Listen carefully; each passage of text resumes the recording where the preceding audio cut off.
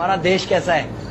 वैसा ही जैसा आप छोड़ के गए थे। यानी कि हम अभी भी अंग्रेजों के गुलाम हैं? नहीं, अंग्रेजों से तो हमें 1947 में ही आजादी मिल गई थी। अच्छा, तो अब तो हमारे अपने लोग देश चलाते होंगे ना? हाँ, तब तो देश काफी आगे बढ़ गया होगा। जब हमारे अपने लोग देश चला रहे हैं तो गरीबी और भ्रष्टाचार का तो नाम ही नहीं होगा। सबको बराबर हक दिया जाता होगा, किसानों और मजदूरों का अच्छा ध्यान रखा जाता होगा ना? नहीं, ऐसा तो कुछ नहीं है। तो कैसा है बताना मुझे। कैसे हमारे अपने नेता, हमारे आजाद भारत के नेता, 100 साल हो गए मुझे गए हुए, बताना।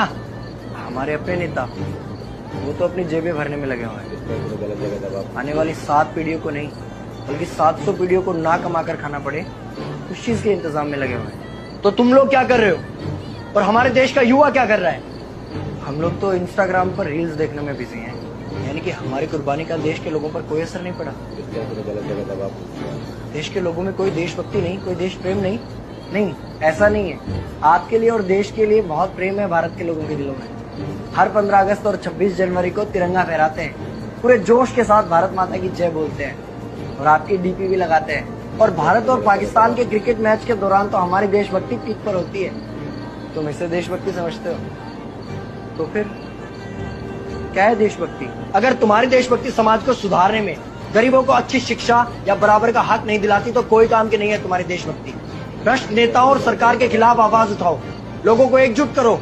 लेकिन अगर हमने सरकार के खिलाफ आवाज उठाई या नेताओं से सवाल पूछे तो हमें एंटी नेशनलिस्ट कहा जाएगा या हमें गद्दार करार दे दिया जाएगा। तो डरता है। 23 साल का था मैं जब अंग्रेजों ने मुझे फांसी पर चढ़ा दिया। मुझे तो आतंकवादी कहा गया था।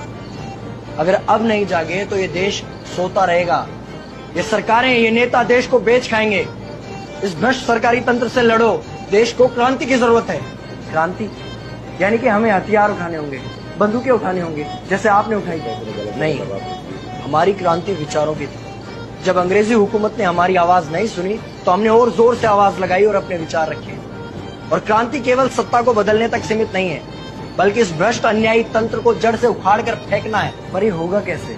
अपने आसपास से शुरुआत करो। जो भी तुम्हें भ्रष्ट नजर आए उसके खिलाफ आवाज उठाओ, एक्शन लो। तुम्हारे टैक्स का पैसा नेताओं की जेब में जा रहा है, हिसाब मांगो। अपने वोट का सही इस्तेमाल करो, लोगों को जागरूक करो, इस देश को आजाद करवाओ। इंकलाब जिंदाबाद, इंकलाब जिंदाबाद।